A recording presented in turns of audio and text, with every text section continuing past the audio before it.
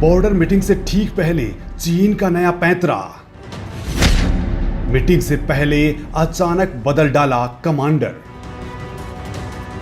भारत चीन के बीच पिछले 1 महीने से तनाव चल रहा है और इस तनाव को रोकने के लिए आज लद्दाख के चुशुल के सामने मोल्डो में बैठक हो रही है। बैठक की जगह टकराव की जगह से 20 किलोमीटर की दूरी पर है। दोनों देशों के बीच कॉर्प कमांडर स्तर पर यह बैठक बुलाई गई है, लेकिन लद्दाख में सीमा पर जारी गतिरोध को कम करने के लिए हो रही इस बैठक से ठीक पहले चीन ने अपने ईस्टर्न थिएटर कमांड के कमांडर को ही बदल डाला है।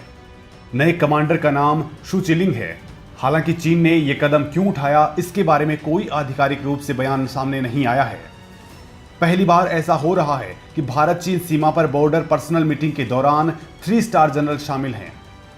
पीपुल्स लिबरेशन आर्मी की वेस्टर्न थिएटर कमांड ने अपनी आधिकारिक वेबसाइट पर घोषणा की है कि लेफ्टिनेंट जनरल शू चिलिंग को उनके सीमा बलों का नया कमांडर नियुक्त किया गया है। इससे पहले वो ईस्टर्न थिएटर कमांड में सेवा दे चुके हैं।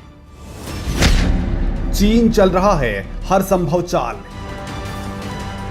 चीन की नई चाल से अटकलों का बाजार गर्म हो गया है। पीएलए की वेस्टर्न थिएटर कमांड भारत के साथ 3488 किलोमीटर लंबी वास्तविक नियंत्रण रेखा की सुरक्षा करती है। पीएलए के वेस्टर्न थिएटर कमांड में आर्मी, एयरफोर्स और रॉकेट फोर्स शामिल है।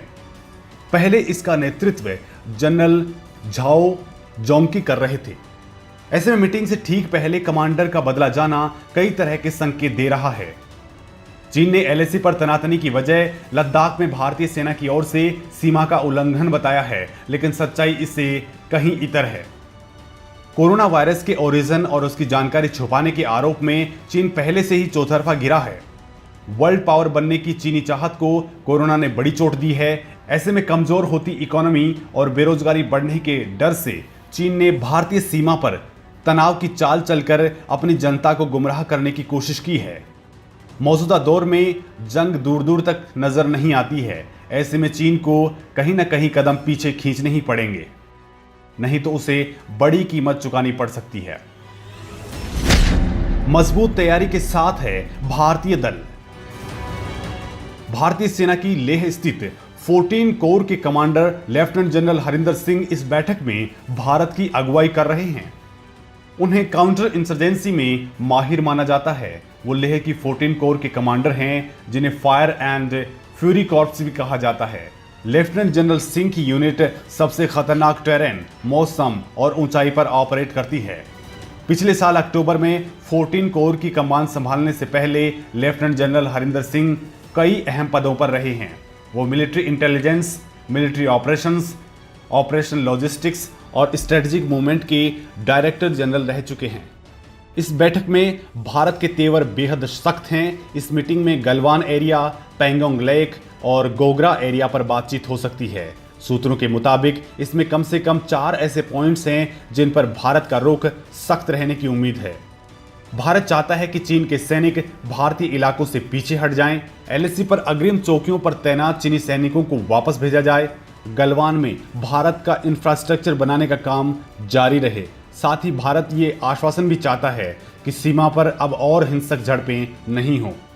पिछले महीने हुई झड़प में दोनों तरफ के कई सैनिक घायल हो गए थे।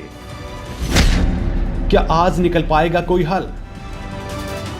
मई के पहले हफ्ते में भारत और चीन के सैनिकों के बीच विवाद शुरू हुआ था। तब से अब तक 12 से ज्यादा बार बातचीत हो चुकी है, लेकिन कोई नतीजा नहीं निकल सका। अब तक दोनों देश लोकल, डेलीगेशन और कमांडर लेवल पर बातचीत कर चुके हैं।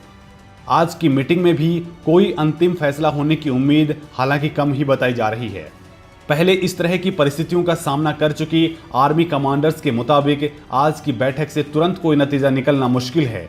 इसके लिए हाई लेवल पर और कई राउंड की बैठकों की जरूरत होगी। भारत के पास विकल्प हैं कि वो चीन पर दबाव बढ़ा सके।